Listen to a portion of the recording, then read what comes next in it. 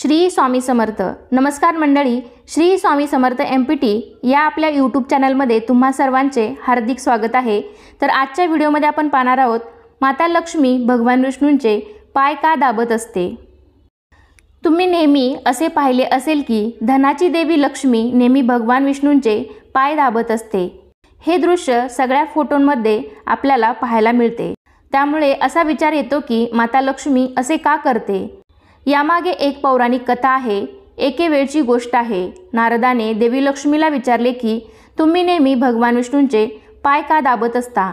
त्यांच्या उत्तरामध्ये माता लक्ष्मीने सांगितले की मनुष्य असो किंवा देवी देवता असो, ग्रहांच्या प्रभावापासून कोणीही वाचू शकत नाही. एकीकडे जिथे महिलांच्या हातामध्ये देवगुरु बृहस्पती यांचा वास असतो, तर पुरुषांच्या पायामध्ये दैत्यगुरु शुक्राचार्य यांचा वास असतो. त्यामुळे जेव्हा कोणतीही महिला पुरुषांचे पाय दाबते तेव्हा देव आणि दानव यांचे मिलन होते. त्यामुळे धनलाभाचे योग बनतात. त्यामुळे मी नेहमी भगवान श्रीहरींचे पाय दाबते. जी माता लक्ष्मी भगवान विष्णूंजवळ आहे ती धन आणि संपत्ती आहे, कारण श्री नारायण यांना त्याचा योग्य वापर माहीत आहे. त्यामुळेच देवी लक्ष्मी भगवान विष्णूंच्या पायाजवळ बसते. त्याबरोबरच या संबंधित आणखी एक पौराणिक कथा आहे. माता लक्ष्मीची बहीण अलक्ष्मी लक्ष्मीची ईर्ष्या करत असे, कारण अलक्ष्मी सुंदर नव्हती. अलक्ष्मीचे डोळे मोठे, केस विस्कटलेले आणि दात मोठे मोठे होते. देवी लक्ष्मी जेव्हा भगवान विष्णूजवळ असे तेव्हा अलक्ष्मी नेहमी तिथे पोहोचत असे. अलक्ष्मीचं असं वागणं माता लक्ष्मीला अजिबात आवडत नव्हतं. तेव्हा माता लक्ष्मी अलक्ष्मीला म्हणाली, तू मला आणि माझ्या पतीला एकटं का सोडत नाही. तेव्हा अलक्ष्मी म्हणाली की माझी कोणीही पूजा करत नाही, त्यामुळे जिथे तू जाशील तिथे मी येईन. हे ऐकून माता लक्ष्मीला खूप राग आला आणि अलक्ष्मीला शाप दिला की मृत्यूचे देवता तुझे पती आहे. कचरा, लालच, ईर्ष्या, आळस, राग जिथे असेल तिथेच तुझा निवास असेल.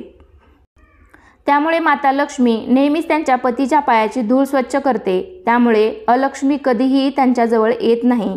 असं म्हटलं जातं की सौभाग्य आणि दुर्भाग्य एकमेकाबरोबर चालतात. दुर्भाग्य नेहमी तुमच्या आयुष्यामध्ये येण्याची संधी शोधत असते. त्याप्रमाणेच अलक्ष्मी सुद्धा घराबाहेर बसून लक्ष्मीच्या जाण्याची वाट पाहते. जिथे कचरा, लालच, राग, ईर्ष्या, आळस असते तिथे भांडणं आणि वादविवादांचे वातावरण बनते. जर तुम्हाला घरात असे संकेत मिळत असतील तर तुम्ही समजून जा की अलक्ष्मी घरात आली आहे. लोकांनी माता लक्ष्मीची पूजा सतत करत राहिली पाहिजे. त्यामुळे घरात अलक्ष्मी प्रवेश करणार नाही. भगवान विष्णू शेषनागावर का झोपलेली असतात. आपण भगवान विष्णूंना नेहमी क्षीरसागरमध्ये शेषनागाच्या शय्येवर झोपलेले पाहतो. त्यामध्ये भगवान विष्णू खूप शांत मनाने आरामात झोपलेले दिसतात. श्रीहरींना शास्त्रामध्ये जगतपालक म्हटले जाते. त्यांना जगतपिता नावाने सुद्धा ओळखले जाते. खरं तर भगवान विष्णूंचे हे शांत स्वरूप लोकांना वाईट काळामध्ये संयम आणि अडचणींना दूर करण्यासाठी प्रेरणा देते. भगवान विष्णू जे पूर्ण सृष्टीचे चालवणारे आहेत आणि इतक्या मोठ्या जबाबदारीनंतर सुद्धा ते क्षीरसागरामध्ये कालरूपी नागावर शांत होऊन आराम करतात. अशामध्ये ते चिंतन करताना दिसतात, जसे काही जगामध्ये होणाऱ्या सगळ्या अडचणींचे उत्तर शोधत आहेत. यामध्ये क्षीरसागराला सुखाचे प्रतीक मानले जाते आणि शेषनागाला काल म्हणजेच दुःखाचे प्रतीक मानले जाते. अशामध्ये भगवान नारायण यांचे हे स्वरूप दुःख, अडचणी आणि भीतीपासून मुक्त होऊन प्रत्येक परिस्थितीमध्ये शांत राहण्यासाठी प्रेरित करते. ज्याप्रमाणे श्री नारायण यांच्यावर जगाचे पालनपोषण करण्याची जबाबदारी आहे, त्याप्रमाणे माणूस सुद्धा प्रत्येक वेळी कर्तव्य आणि जबाबदारींशी जोडला गेलेला आहे. यामध्ये सामाजिक, कौटुंबिक आणि आर्थिक हे 3 कार्य असतात. या जबाबदाऱ्या पूर्ण करताना खूप अडचणी आणि संकट येतात. बऱ्याच वेळा अशी परिस्थिती माणसाला खूप कमजोर करते.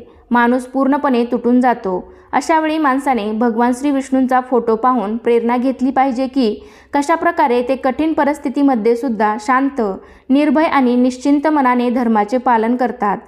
नागाच्या शय्येवर झोपल्यानंतर ते कधीही अस्थिर होत नाहीत. त्याप्रमाणेच माणसाने सुद्धा कोणत्याही परिस्थितीमध्ये निश्चिंत राहून त्याचे कर्म निभावत राहिले पाहिजे. भगवान विष्णू यांना श्रीहरीच्या नावाने सुद्धा ओळखले जाते. जेव्हा जेव्हा पृथ्वीवर संकट येते किंवा माणूस कोणत्याही मोठ्या अडचणीमध्ये सापडून भगवान विष्णूंचे खऱ्या मनाने स्मरण करतो तेव्हा भगवान विष्णू त्याचे सगळे दुःख संपवून टाकतात. त्यामुळेच त्यांचे भक्त त्यांना प्रेमाने श्रीहरी म्हणतात. मला आशा आहे की तुम्हाला हा व्हिडिओ नक्की आवडला असेल तर व्हिडिओला एक लाईक नक्की करा आणि असे छान छान माहितीपूर्ण व्हिडिओ पाहण्यासाठी आपल्या चॅनलला आजच सबस्क्राईब करा। चला तर मग पुन्हा भेटूया अशाच एका छानशा आणि माहितीपूर्ण व्हिडिओमध्ये। तोपर्यंत धन्यवाद। श्री स्वामी समर्थ।